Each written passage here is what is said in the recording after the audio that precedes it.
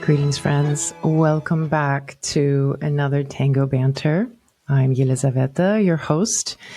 We are embarking on the last few weeks of the year, and I thought I would tackle a subject that might be a little tender right now for many of us, and that is the subject of body image.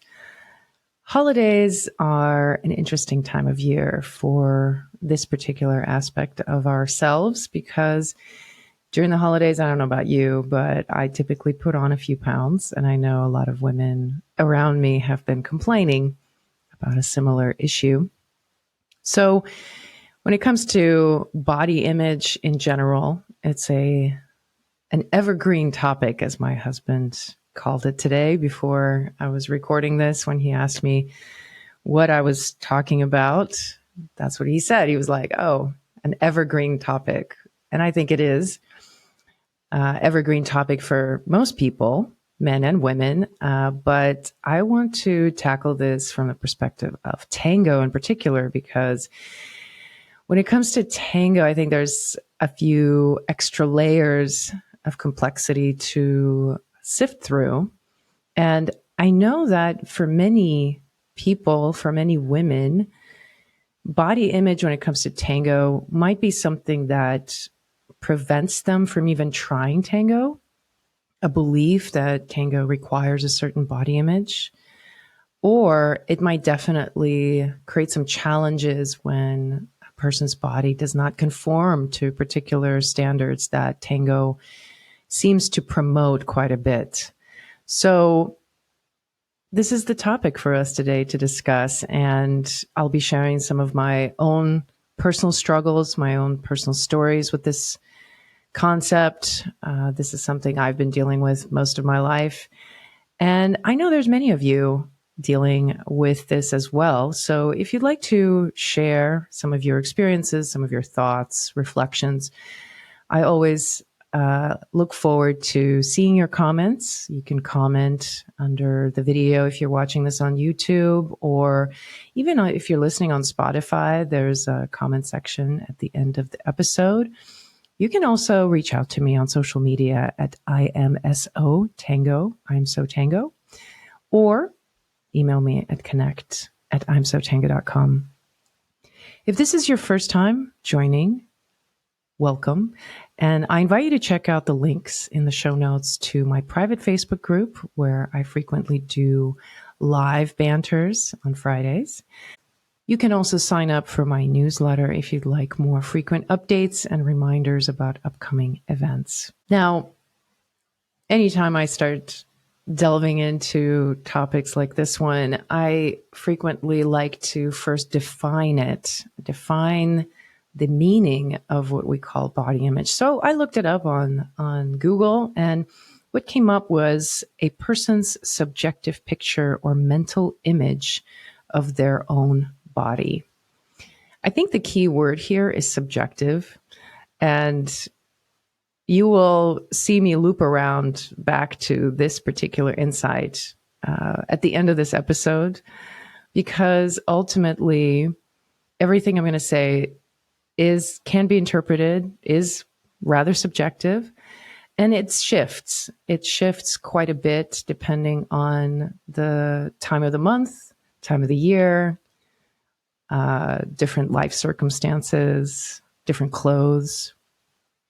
So to start with, it's important to understand that we're on shifting ground when we're talking about body image, and it's something that changes both culturally and within a community. Even within your own life, your perception of body image might change. And it did for me quite a bit, especially when I started tango. And the other thing I want to emphasize is that body image really is about a mental image that we carry in our own mind. It's not something out there ultimately, even though it's true that we are being fed a certain type of standard of physical beauty, especially for women. And I know that this also applies for men, but I do think that women have a little bit more pressure. And I even was just talking with a friend recently who came back from France. And as you know, I live in LA. And she commented how different she felt in France versus in LA, that in Los Angeles in particular, there is even more pressure, even more standard to live up to, which I did notice. I lived in Portland before this, and when I came to LA, I remember saying this to someone, that once I moved to LA, I knew that I was going to change, because that's how it works. When you move to a place, the place changes you, but I didn't yet know what the changes were going to be. And one of the changes I observed in myself is this hyper awareness and hyper vigilance about the way my body looks. I've become more sensitive, more critical. Things that didn't used to bother me before started bothering me. And it's understandable that whenever you are exposed to a certain culture and a certain predominant ways of thinking about the body, that those are going to rub off on you. So it is very true that we're constantly being shown a particular aspirational body image. But ultimately, it's what we decide mentally to say yes to, that there is a volition involved. It's not like we are completely powerless here. Anytime that I choose to hold up a certain standard of physical beauty and apply it to myself, that's a choice I'm making. And I have to remind myself of that. And granted, it's a work in progress. It's a practice. This is not a one and done. So I have tremendous respect for people who are able to fully embrace their body for what it is and not be ruffled so much by images of something else that is being shown to us all the time. I've had this topic on my mind for quite some time. And even now, even today, as I was getting ready to record it, I was like, maybe I'll do a different topic. This one's just too hard. It's too hard to find a path through this. But I've learned something interesting about this process of recording my thoughts in the form of podcasts or writing about it. So that some of the most difficult topics, or the ones that cause me the most trepidation, are really the ones that need to be addressed the most. Because if they're this confusing and difficult for me, then I know I'm not the only one, because lots of people are struggling with it. And I think my own personal struggles, some of my friends, some of you who are close to me, you know how avid I am when it comes to well-being and health and exercise. And I've been on a personal path of self-improvement when it comes to my physique for some time. For most of my life, I would say most of my adult life, I've been dedicating quite a bit of my energy to my physical well-being. But I'll say that most recent, I've had kind of a push towards a better physique, a better looking body. And it all started during COVID, because I'll share this. It's pretty funny. During COVID, as you remember, we weren't going out very much. And my then boyfriend gained a few pounds. And I was like, hey, honey, I think we need to get a scale. Hint, hint.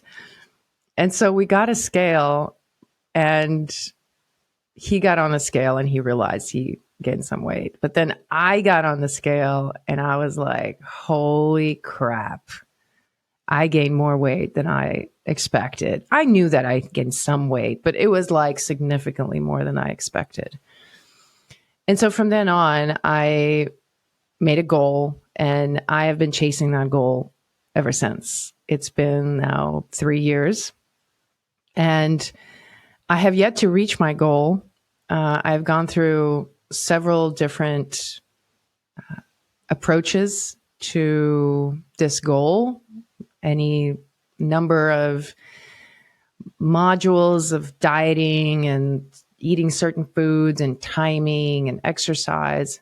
And it's ongoing, and the weight has been going up and down. And I know that this idea of weight, it's such a abstract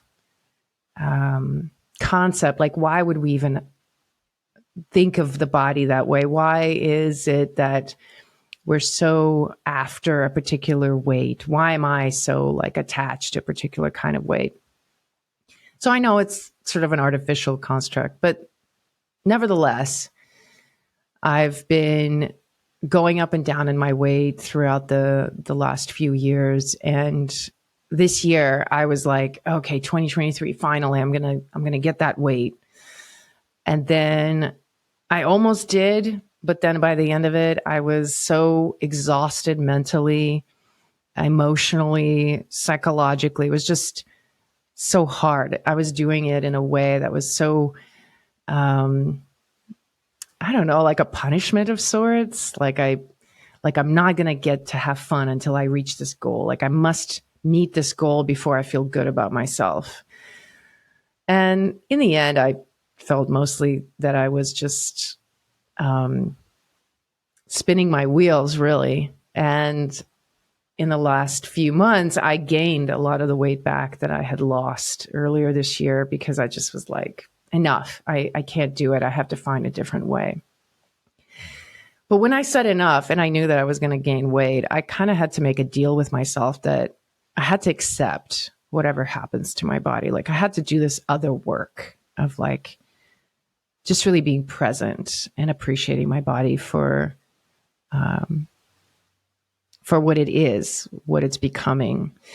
And I have to give a shout out to somebody who's become almost like a daily therapist for me through her social media.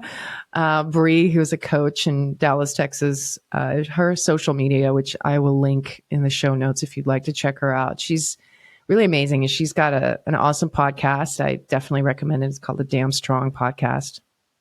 And she was describing that this year she was going through what she calls the bulk phase, which is this process of actually on purpose gaining weight, gaining muscle, and that it was hard in this way that it's hard to learn to love your body through these changes, because the social environment, the cultural pressures in the opposite direction. So if you're gaining weight, it's sort of seen as this negative thing. And she was saying that it's a tough mental challenge to accept it still and to love your body as it is for what it is and how it looks.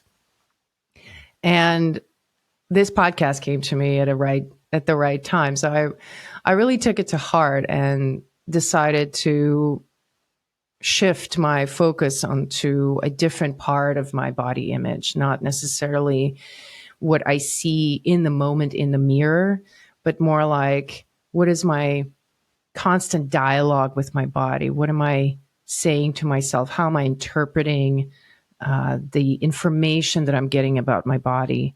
Whether it comes from getting on the scale and seeing that the numbers are up, or putting on clothes that don't fit anymore. Like, the moment that happens, what is it that I'm actually saying to myself, and how am I interpreting that information? So this has been my personal exploration these few months, and it's been really interesting. So I want to share some of the learning that I've gained, and hopefully my experience can give you a peace of mind and maybe open up some possibilities for you to have a new perspective on this idea of body image and in your own body within Tango. So going back to when I first started tango, and I know that this is the case for many people starting tango today, I was acutely aware of how not tango my body was and how much I didn't fit in. Everything from just the aesthetic proportions of my body to the clothes that I was wearing to how I just behaved and looked. Everything was sort of foreign to me. And my first inspiration when it came to tango and how I wished I looked was looking at professional dancers, looking at my teacher, looking at images of tango online as they were coming up. And it was always the same thing. It was always these beautiful women with long legs and big butts, and they're skinny and a small waist and it's big boobs a lot of times. And it was very intimidating, to say the least. And I felt like an ugly duckling. And it seemed to me that in order for me to get dances, to get that validation that I wanted to get, I needed to look like that as close as I can, as close as I could look. And a lot of my energy was spent on trying to look like that.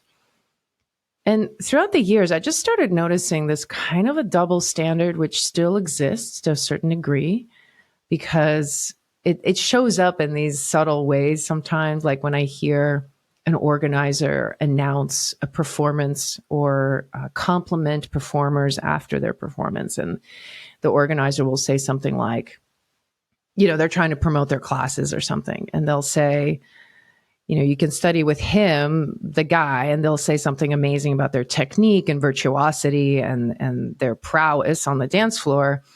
And then when it comes to the female dancer, it will be a comment about how they look. It will be a compliment about the length of their legs or how amazing their body looks. And the pitch will be something like, if you want to look like that, go take classes with her.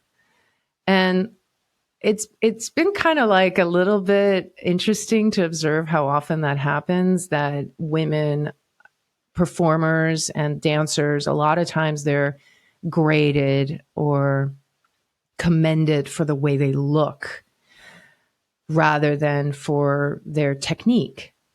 And also that you can observe a little bit of that double standard too with just what you see represented on the professional circuit. A lot of times the older milongueros, the sort of out of shape milongueros who might have a lot of weight on them, they're just kind of like normal looking, will be dancing with some incredibly fit, beautiful, svelte, young female dancer. And I still see a lot of that online. I see a lot of performances like that. So you hardly see the opposite. You hardly see a really fit, young, good-looking male dancer dancing with a woman who is, let's say, heavier or does not somehow fulfill the standard of beauty that we expect. You don't see that represented very much on posters or in performances. So throughout my years, I was observing this, and it was always like, it's not fair. It's not fair that it's like that, but I also feel caught in it. Like I have to kind of play the game. And I have to say, I spent so many, many hours of my time at the Milonga literally obsessing over how I looked compared to other dancers. I was trying to reconcile this notion that you're supposed to look a certain way, but then I would see certain dancers who might kind of fit into that image, but not quite. Maybe they were a little bit heavier, or, were shorter, or they're stockier, kind of like a different proportion. And I would look at them and I go, am I more like that? Is that beautiful? Is my butt that big, or is it smaller? Do I need a bigger butt? And it was such a irrational train of thought. Like, if I actually spoke it out loud, it was too embarrassing to admit, because I also very much know that a lot of people, even now who are listening, are probably like, you have body image issues. And I've had people come up and tell me, they're like, oh my God, what, of all the people, why would you have body issues? I say that same thing to friends of mine. So, but that's kind of the crazy thing about it. That's how it works. Like we're always wanting to look like someone else, and we forget that that someone else might want to look like us. And I don't even know what to do with that. When somebody comes up and, compliments me on something, like it takes some mental energy for me to be like, what do I do with that? How do I actually wear that and accept it fully if somebody compliments me? So I think it happens a lot. So I was really obsessed and paranoid about this, and I tried with all my might to reach a certain image and to ascend to a particular place with my body, and I think I did during moments of my dancing life. There were times when I would get really, really thin, and then I would gain the weight back. And it was just yo-yoing throughout my life. And there was always this feeling of like, when I'm skinny, I feel better about myself, but I'm sort of suffering a lot because I'm either not eating enough or I'm over exercising. I'm dancing a lot. Like when I went to Buenos Aires for 6 months, I mean, I danced so much and I lost a lot of weight, and I felt very proud of it, but it wasn't because I lost weight through healthy habits. It was because I was running myself into the ground. And in the end, at the end of that 6 months, I was sick constantly. I had a cold, like a consistent cold for weeks, and a cough. And I came back to the US. It took me like 2 months to recover. So it wasn't like a good way to be, but there was this accomplishment that I was a certain size, and I was feeling particularly good about that. However, when it comes to like the actual obsession and paranoia mentally, like that didn't really go away. Even though I came back and people were like, oh my God, there's like half of you. And I would like, really? It doesn't feel that way. I still feel like I'm pretty chunky, and I still feel that I don't have, good enough legs. Like if somebody complimented me on my legs, which sometimes people do, and they're like, wow, your legs are so muscular, I'd be like, damn it. I don't want muscular legs. I want thin legs. I want long legs. And, it's funny how that works, that some of the features that people love the most about us are the features that we don't like and that we want to get rid of. And that happens quite a bit. I've been lucky to be confronted with that through friendships, with people who actually like remind me what they like about me. And they'll say something like, oh, that's my favorite thing about you. I'm like, really? That I've been wanting to get rid of it all my life. So again, that practice of just really reality check of what is it that we're saying yes to in our minds. Eventually, I gave up the pursuit of that more radically. I just sort of stopped wearing heels. I stopped wearing dresses. I switched to wearing more comfortable clothing. And with that came this belief that because I'm being more comfortable now and I'm not fulfilling the expectation of that image, that I'm going to be more homely, that people are not going to ask me to dance, that I'm not as beautiful, I'm not as sexy, I'm not as hot because I don't wear the butt skirts. I don't wear the high slit dresses. I'm not showing off my legs. And, throughout that process of giving that up and starting to wear something different, there was a lot of questioning of, what does it mean for me to be beautiful, to feel good about my body? And that transition is still taking place. I got to say, I'll share a story in a little bit about a recent occurrence at a milonga that showed me that this is a very much of a present conversation for me still. But one thing I started watching and realizing that there is a difference in tango and dance in general. This is not just tango. This is in any form of social dance I could observe, that there can be a very beautiful body, aesthetically fulfilling those proportions that we associate with beauty. It might look aesthetically beautiful, but once the person is dancing, it actually might not look very graceful. They might look clumsy. And in that way, the body does not look as good. On the flip side of that, you can have a body that does not fulfill the expectations of a particular physique standard. But when that person's body's dancing, when they're dancing, there's a beauty and a grace to their movement that's very striking. It's very memorable. And I started noticing that it would catch me off guard how my eye was pulled more to dancers that did not particularly necessarily look the way we might expect a tango dancer should look, but their movement and the way they expressed themselves actually drew my attention more than somebody who was just gorgeous head to toe and had all of those proportions. So I started really paying attention to that, and it reminded me of a book that I read a number of years ago, written by a dance critic called The Art of Grace. And the whole book was just talking about how there is this quality about being in the body that's actually extremely attractive, and it goes beyond the sort of physical surface appearance. And the way the author defines grace is this easy being in the body, this feeling of the body at ease, the body not in contradiction to itself.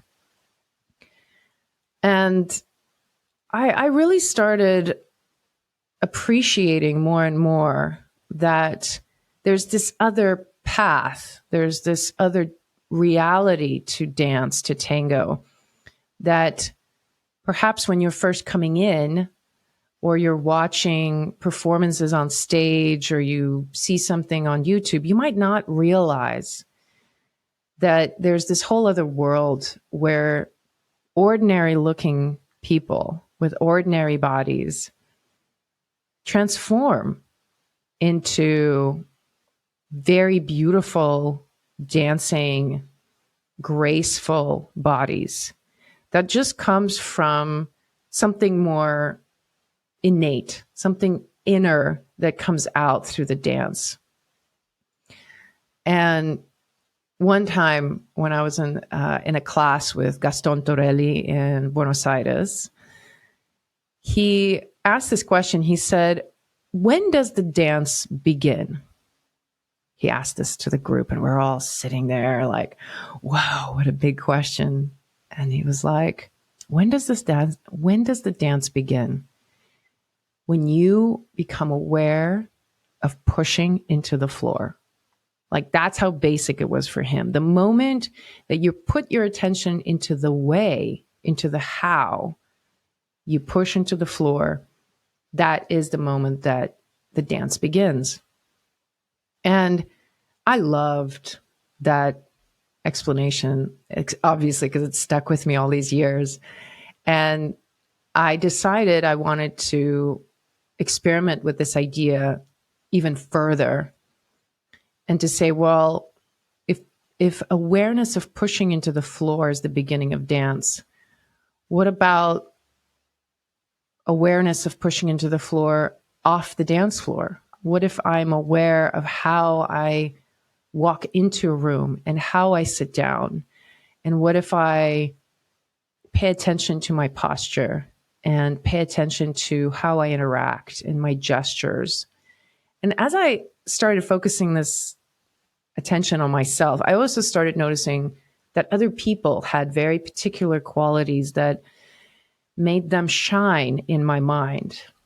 Even now, as I imagine certain people who come up when I think of grace, when I think of this presence and awareness, a lot of people who come into my mind have very unique, specific things about them that are so precious, that are just them. Like, I remember this friend of mine, beautiful woman who, anytime that I was around her, I would just watch her. I would watch the way she talks, how she interacts with people, how she moves from chair to there to this side of the room, how she orders her drink. There was so much grace and so much presence in the way she was moving that her body and what it looked like came in second.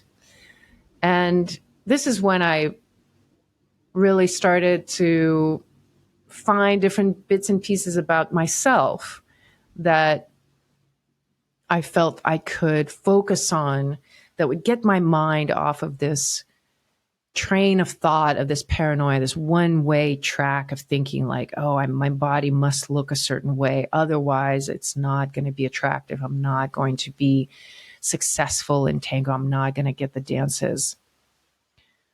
So one of the things I really started paying attention in my own body was my posture.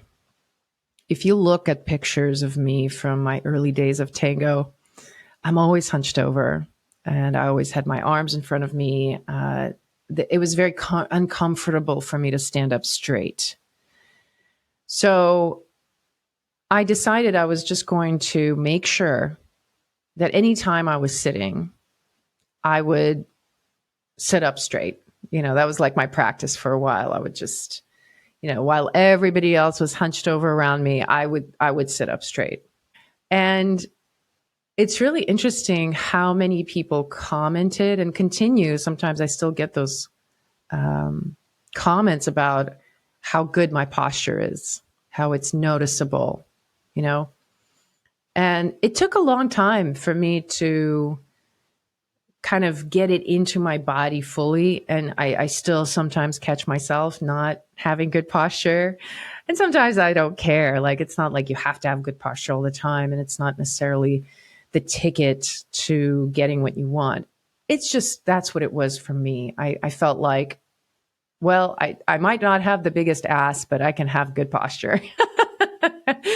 That was kind of my solution. And because I was focusing on posture, I also was aware of other people's posture because, once you focus on something, then you see it everywhere. So that's something that I started observing in others. And I just noticed more and more how people carry their body, how they move through the space, how they interact has so much more impact on whether I want to dance with them, whether I want to interact with them, much more than just the kind of the shiny new object feel of like a really hot person. And you might say, well, yeah, that's great. But men really like the tall, slender, big boobs, big ass, small waist.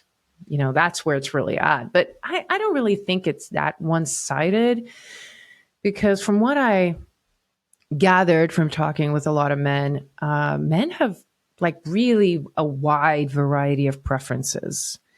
There are men who prefer body types that you might consider unattractive. And I had a great insight about this a few years ago when I had gotten this device for getting rid of cellulite. It's like this thing that you rub on your skin. You're supposed to do it every day. And I was like, I know I was pretty vain, but I was like, well, let's see if it works. So I had this thing lying around, and this guy I was dating at the time came over to my house and he saw this thing, and I was like, he says, what is this for? And I was like, oh, it's for getting rid of cellulite. And he goes, what's cellulite? And I thought, are you kidding me? You don't even know what cellulite is. And I'm over here fretting over some, small area of my thighs that has cellulite. And I'm spending all this time and money thinking about it and trying to get rid of it. I was like, I'm throwing this out. I stopped doing it right away. I decided I was never going to bother with cellulite because men don't even notice it. So I shouldn't either, basically, was my conclusion. So I think in general, yes, it might appear on the surface that on the whole, there's this preference. The male gaze falls first on the more attractive, aesthetically pleasing bodies that we've been indoctrinated into believing are beautiful, right? The beauty standards change throughout the years. So right now in this time of history, it just happens to be that's the body standard. And when it comes to tango, that's the body standard that's been sort of popularized since the tango really spread through the world. But it's also clear that men are not so shallow as to only be lured away by shiny objects. And I think we forget about that. We forget that we all, going into tango, we're not necessarily chasing after the hot new thing, and we're not necessarily wanting to make sure we dance with the hottest people in the room. That might be a consideration for some people at first, but it doesn't really progress much further than that, especially if you dance with somebody who's really good looking, but they're not a good dancer. It's sort of like, it's not a given that just because you're hot, you're going to be a really good dancer. It's, I think that's where the consideration of this idea of grace and movement quality and presence and posture and how you carry yourself goes so much further, so much deeper into creating your dance and what you might describe as beautiful, because everybody's going to be beautiful in a very different way. And I think the more we can collectively sort of realize what's happening and that every one of us has this particular flavor of grace and expression that we can bring to the dance floor, the less we're going to be phased by whatever beauty standards are out there, because those are always going to be out there. We're always going to be chasing after something on some level. But when we kind of check in with ourselves, I think it's really obvious that once you really get into tango and you really become part of the scene, what makes the most difference is less of that kind of surface layer and more of what you actually have to bring to the table through your body as an artist, as an expressing, as a expression machine, let's say. And a lot of that is under your control. A lot of it is sort of the awareness and the presence that you bring to the table, which is something that you just practice every time you come. So for those people who are just starting out and you're kind of intimidated about what, you're not wearing the right thing, or you don't look the right way, and you're looking to other dancers for inspiration and you're looking to emulate certain dancers, that's all fine. Just know that you will find your own path. And just because you don't look a certain way or dress a certain way, it doesn't necessarily mean anymore that you're not going to get the dances. I have to say it's changing. Maybe 10 years ago, 20 years ago, it would have been more pronounced that you had to have a certain body image to get the dances. And perhaps there are still communities in Buenos Aires or, maybe in smaller communities, you see that sort of limited perception of what you're supposed to look like as a dancer. But I got to say, there's more and more open-mindedness about that with other fashion trends coming in and the overall shift in body perception through the queer movement, and queer tango has been really developing in different communities. And I think that's bringing in a whole different awareness of body and what the body should look like, what's possible, what is beautiful. So I think there's a a shift going on collectively that we can take advantage of, that I'm definitely taking advantage of, that makes it a little bit less intense. Now, having said that, let me just say the battle continues, okay? It's not just because we can realize that, oh, it's all okay and we all can accept each other, doesn't mean that the mental chatter and the years of, programming in our brain about our body doesn't mean that that goes away. I'll share this little anecdote to close out our banter about what happened to me recently, which was such a great illustration of this conundrum that women especially have to go through. I'm sure men go through it on different levels too. I'm not leaving men out. I'm sure men have their own body issues, but I'm not going to speak to that. Maybe I'll get Alex to talk about it on the next banter. But I'll speak to this, and hopefully other women will resonate with this anecdote. So as I was saying, I've gained some weight and my clothes are not feeling the same way anymore. And I was invited to go to Malanga recently, and I decided that I didn't know what I was going to wear, but I was like, you know what? I just really need to make sure I wear something comfortable. I did not want to wear anything tight, anything that was restrictive. So I ended up finding an outfit that I really like. And it actually, I put it on and I was like, oh, this feels good. And then kind of like my whole look came together, and I put my hair up and just did sort of like a very minimal look, minimal makeup.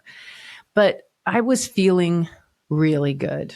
I had energy, and it was rare because typically at night nowadays I get really tired right around like 9 or 10, but I had energy. I was in a good mood. I had a good day.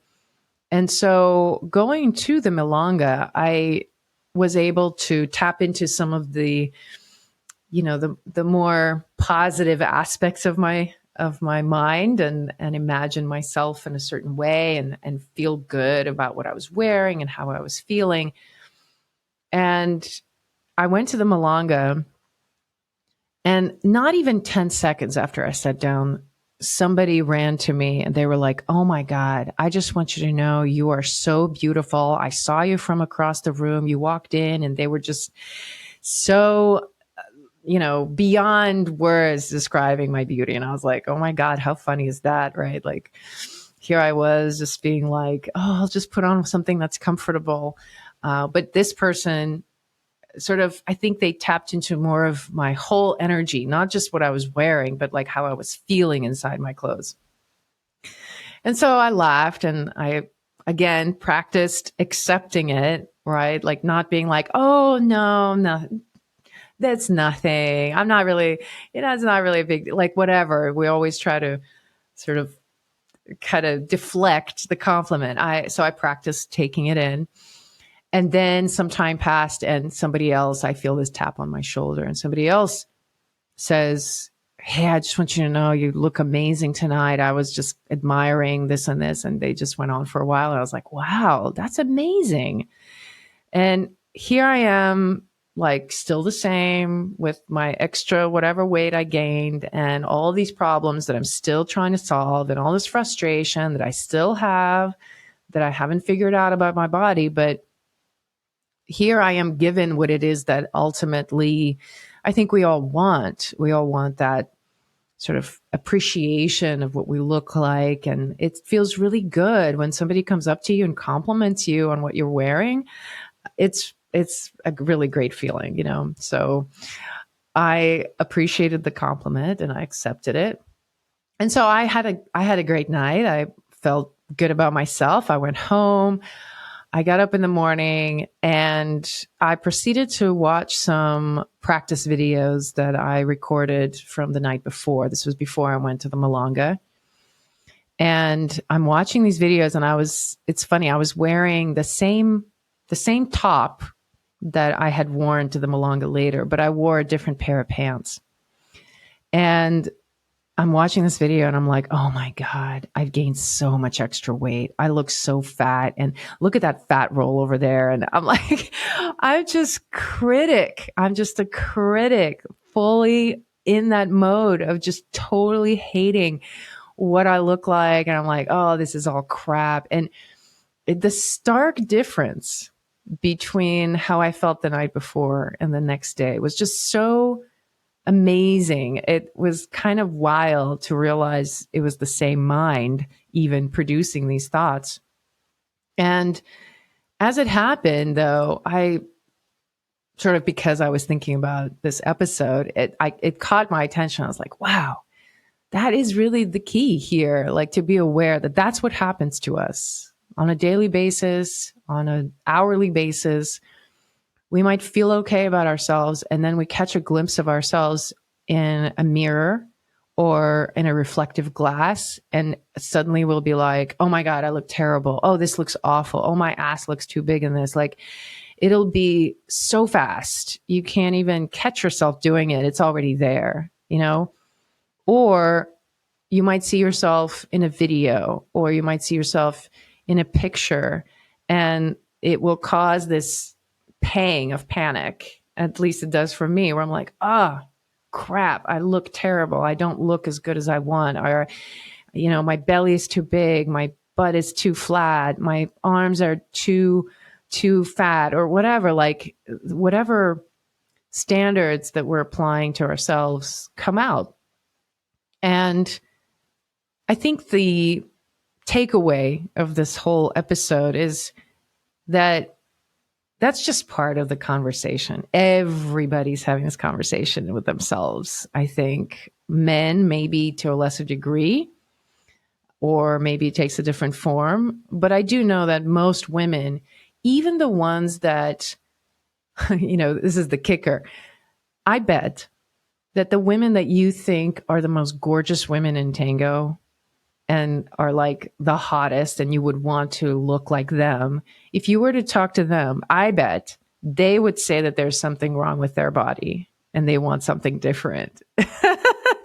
That's just the nature of it. And I think the more we're aware of it, that we're not alone in this, that this is going on for everyone, I think that more peace of mind we can have about it, that we can continue on, even though all of this work still needs to be done. You still need to lose all that weight and get in shape and blah, blah, blah. Like, that's all there.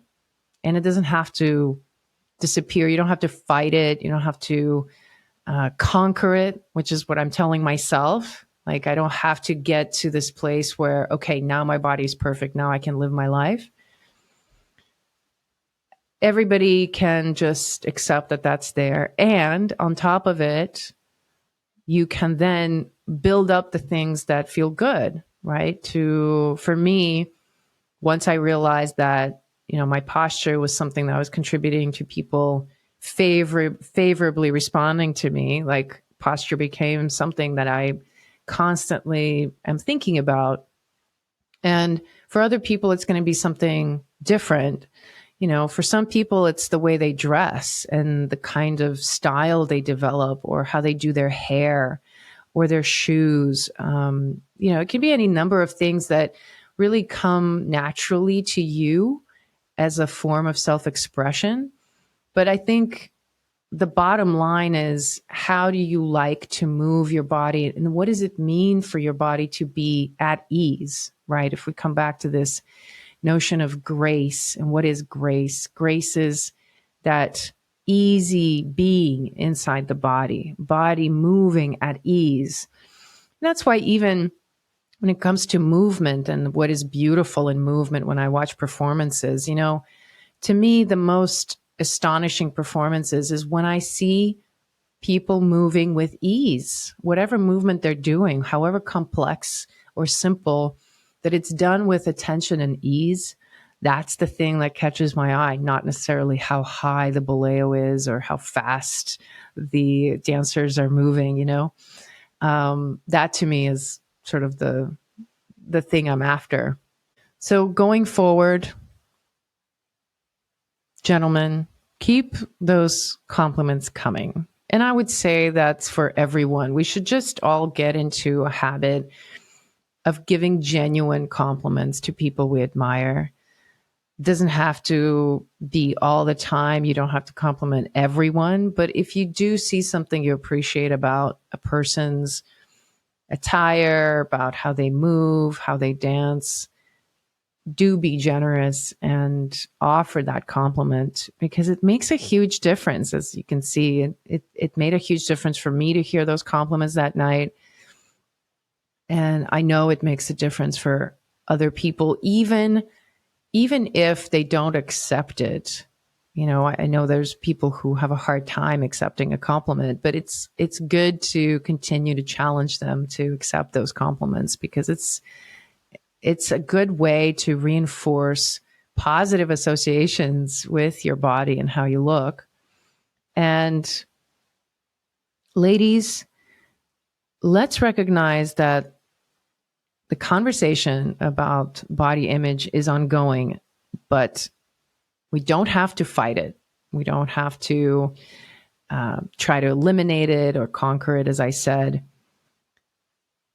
Instead, let's work on embracing the aspects that we can control: posture, quality of movement, that overall sense of grace.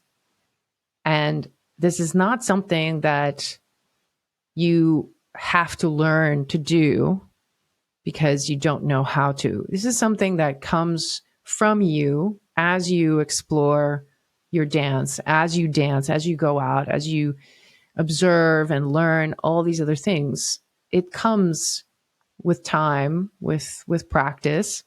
And the only thing that's required is that sense of presence and awareness. And I know to say the only thing that's required is presence, that's really hard, but that's the work. That's the work for us to continue to come back to this intention and to use our will so that we don't get swept away into this negative mindset that ends up sort of dominating our experience.